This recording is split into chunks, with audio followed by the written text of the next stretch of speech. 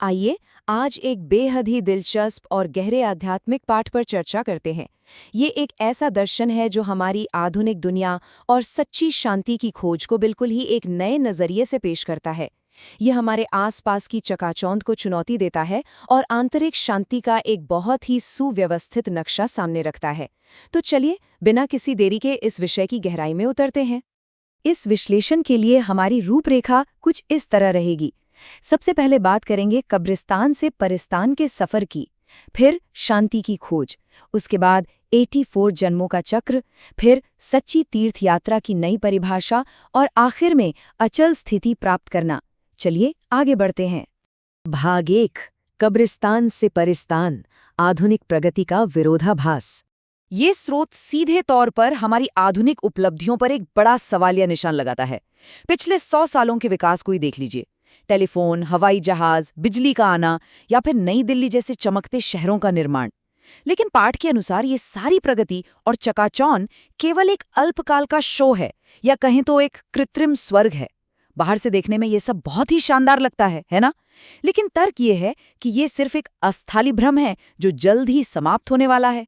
इस पाठ में वर्तमान दुनिया की तुलना कब्रिस्तान से की गई है, यानी एक ऐसी पुरानी सड़ती हुई दुनिया जहां सब कुछ एक दिन मिट्टी में मिल जाना है। इसके बिल्कुल विपरीत है परिस्तान, परियों का देश, या एक सच्चा स्थायी स्वर्ग जिसे राम राज्य का नाम भी दिया गया है।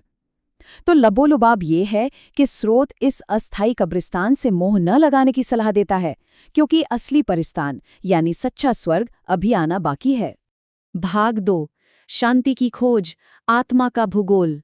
आज पूरी दुनिया शांति की तलाश में भटक रही है, लेकिन पाठ के अनुसार यह खोज गलत जगह पर हो रही है। यहाँ शांति धाम की अवधारणा सामने आती है।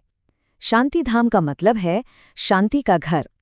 ध्यान देने वाली बात यह है कि ये कोई भौतिक जगह नहीं है, बल्कि एक ऐसा अभौतिक लोक है जहां आत्माएं इस दुनिया में प्रवेश करने और अपना रोल निभाने से पहले बिल्कुल मौन और शांति की अवस्था में रहती हैं।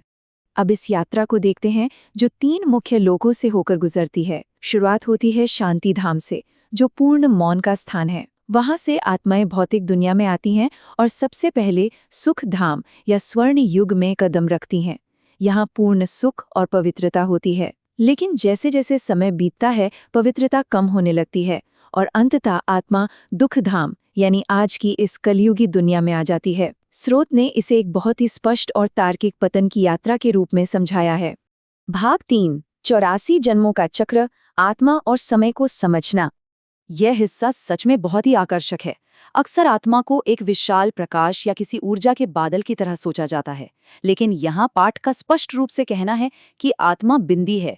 जी हाँ, एक अति सूक्ष्म अविनाशी बिंदु। और इस छोटे से बिंदु के अंदर जो रहस्य छिपा है वह किसी साइंस फिक्शन फिल्म से भी ज्यादा हैरान करने वाला है। जरा कल्पना कीजिए, इस अति सूक्ष्म बिंदु जैसी आत्मा के भीतर पूरे 84 जन्मों का नाटक पहले से ही रिकॉर्डेड है। यह बिल्कुल एक कंप्यूटर चिप की तरह है, जो दिखने में तो राई के दाने से भी छोटी होती है, लेकिन उसमें दुनिया भर का डेटा समाया होता है। स्रोत के मुताबिक आत्मा के अंदर इन 84 जन्मों का चक्र एक अविनाशी नाटक है जो बिना रुके लगातार अपनी रफ्तार से चलता रहता है। और ये सभी जन इस सृष्टि चक्र में फैले हुए हैं। इस चक्र को 4 मुख्य युगों में बांटा गया है। कहानी शुरू होती है सतयुग यानी स्वर्ण युग की शुद्धता से, फिर ये त्रेता युग में जाती है और धीरे धीरे कलयुग यानी लौह युग की अशुद्धता तक पहुंचती है। लेकिन यहाँ सबसे दिलचस्प है इसका चौथा हिस्सा, संगम युग।